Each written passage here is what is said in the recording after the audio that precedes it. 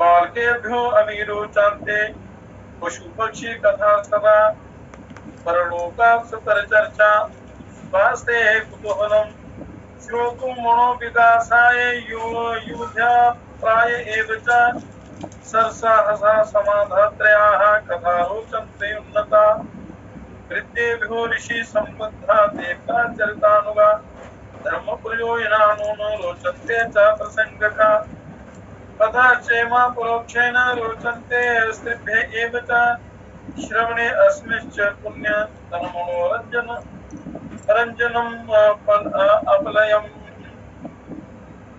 चिन्तनस्य चरित्रस्य व्यवहारस्य अपि तत् प्रशिक्षणं परिष्कारकार्थं यद्भाव्यते अस्मिन् अनुभवेनैव अपि स्वमिनं कदाचन कटाक्षाधिकमेतस्य भावा नास्त्यपमानजाः भूतो अप्ययं भवत्येव परिस्थितिषु च कासु च किं कार्यं पुरुषैरतनं विविधभ्यो रक्षितुं स्वयं कथं भाव्यं सत्कैश्च अवाञ्छितेभ्यः कथं तथा दूरैर्भाव्यं तथात्मा च रक्षणीया सदा नरः। ये भावार्थ है व्याख्या के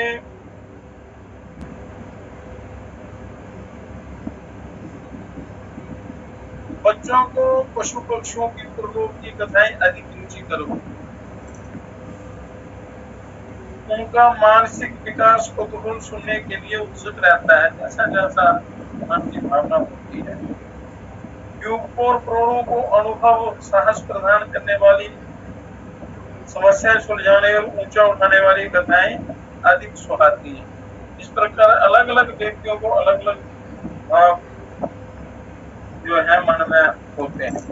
वृद्धों को, ऋषियों को, देवताओं को धर्म प्रयोजनों से संबंधित प्रसंग रुचते हैं और वे कथा प्रसंग परोक्ष रूप से तीनों ही वर्गों को सुनाते हैं और जिससे मनुष्य की रुचि परमात्मा की तरफ बन जाए ऐसी कथाएं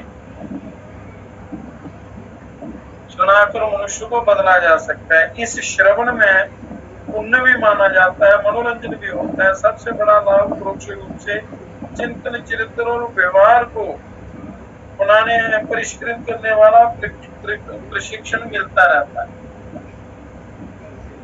और इसमें किसी को अपने ऊपर कटाक्ष, व्यंग होने तथा अपमान होने जैसी अड़चन भी नहीं पड़ती और ये भी बोध होता रहता है कि किन किन परिस्थितियों में क्या क्या करना चाहिए।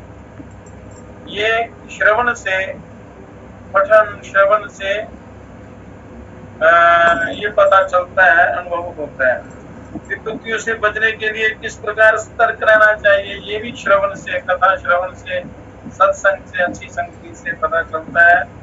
किन किन अवांछनीयताओं से किस प्रकार दूर रहना और कैसे पीछा छुड़ाना चाहिए। अब इसकी पूर्ण व्याख्या करते हैं कि कथा कैसे मनुष्य का जीवन बदलती है। कथा साहित्य किस वय के लिए कैसा हो, जो बहुत ही मानवीय मनोविज्ञान पर निर्भर करता है। तो लक्ष्य सभी वर्गों की दृष्टि से एक ही रहता है, आत्म कल्याण, शांति, ज्ञान की प्राप्ति। अप्रत्यक्ष रूप से उनके गुण, कर्म, स्वभाव को बदलने योग्य मन स्थिति बनाना, बदलने योग्य ऐसा उनको प्रसंग सुनाना कि व्यक्ति के चेतन को स्पर्श कर वह उसे उद्वेलित कर हर परिस्थिति के लिए समाधान निकालने की समझ विकसित करते हैं। जो व्यास गति पर बैठते हैं या कथावाचक जो होते हैं, उस कथावाचक के मनुष्य को केवल कथावाचक नहीं होना चाहिए, उसके साथ साथ उसको साधना भी करनी चाहिए, तपस्या भी करनी चाहिए, तभी बोले हुए का असर दूसरे पर होता है और उसका लाभ होता है। ये संसार विभिन्न प्रकार के प्रपंचों और प्रतिकूलताओं से भरा हुआ है। जीवन जीने की सही दिशा मिल सके, जीवन जीने का जो सही मार्गदर्शन मिल सके।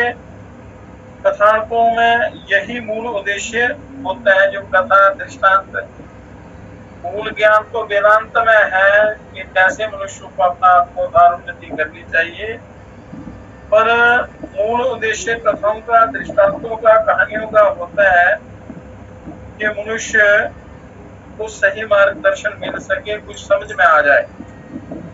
बालकों को उनकी जिज्ञासा का समाधान करने वाली, वो अंदर की बुद्धि को विकसित करने वाली, मध्य वर्ग की वय वालों को जोश दिलाने वाली और प्रेरणा देने वाली, व्यवहारिक जीवन की समस्याओं का समाधान करने वाली तथा बढ़ती आयु वाले वृद्धजनों को धर्म दर्शन जीवन के मूल उद्देश्य, समाज और आराधना जैसे विषयों पर प्रकाश डालने वाली कथाएं सुनाई जाती हैं या सुनाई जानी चाहिए।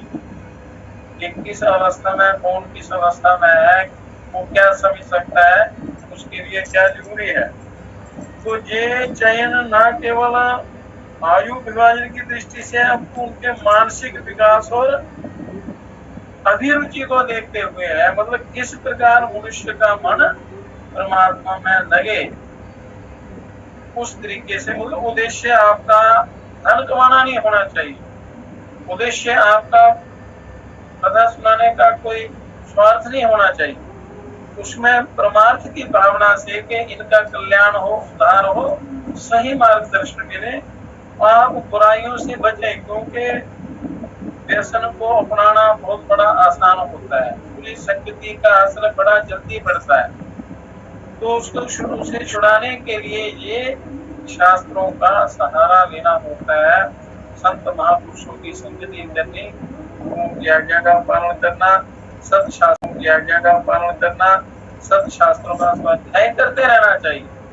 नहीं तो ये जो विषय विकार है, संसार जो है, मौका मिलते ही ये प्रवेश कर जाता है, तो इसको अपने अंदर प्रवेश करने का मौका नहीं देना है।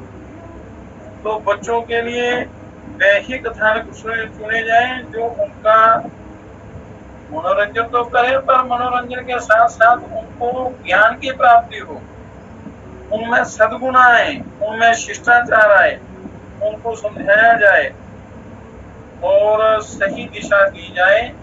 इस प्रकार के जो शास्त्रों का स्वाध्याय अलग अलग आयु वर्ग वालों के लिए, तो वो उनकी मानसिकता और उनकी बुद्धिमानी पर, उनके आचरण पर आधारित करता है कि किसको कैसे समझाना है। तो इसलिए मनुष्य को अपने आप को सुधारने का प्रयत्न करना चाहिए। जिस किसी भी प्रकार से आपका कल्याण हो, मतलब कल्याण होता ही सदमार्ग से है, सदाचार से है, पवित्रता से है। इसलिए पवित्र मार्ग को आपने अपनाना है और दूसरों को समझाने से पहले अपने आप को समझाना चाहिए, अपने आप को सुधारना चाहिए। तो कैसे सुधारना चाहिए? कौवा अपना घोंसला छोड़कर पूर्व की ओर जाने की तैयारी करने लगा। कारण पूछने पर बुलबुल से उसने कहा कि यहाँ के लोगों की आवाज की परख करने की तमीज नहीं है। बुलबुल ने कहा कि ताऊजी, आपको आवाज सुधारनी पड़ेगी, नहीं तो पूर्व वालों से भी आपको यही शिकायत करनी पड़ेगी। क्योंकि पहले अपने आप को सुधारना चाहिए, फिर दूसरे को खुश करो। तो मनुष्य को अपने आप का विकास करने की जिज्ञासा अंदर होनी चाहिए, उन्नति होनी चाहिए, तो कल्याण होता है। तो उसका साधन है अच्छी संगति, शास्त्रों का स्वाध्याय, संत वृद्ध महापुरुषों का संग, प्रभु चिंतन जहाँ होता हो, अच्छा वातावरण, पवित्र वातावरण, भक्तिमय वातावरण हो, उसका अपने सेवन करना है, तो आपका कल्याण हो। ओम सहना बप्पु सहनो भुनक्तु सह वीर्यं करवावहै तेजस्विनावधीतमस्तु मा विद्विषावहै। ओम शांति शांति शांति।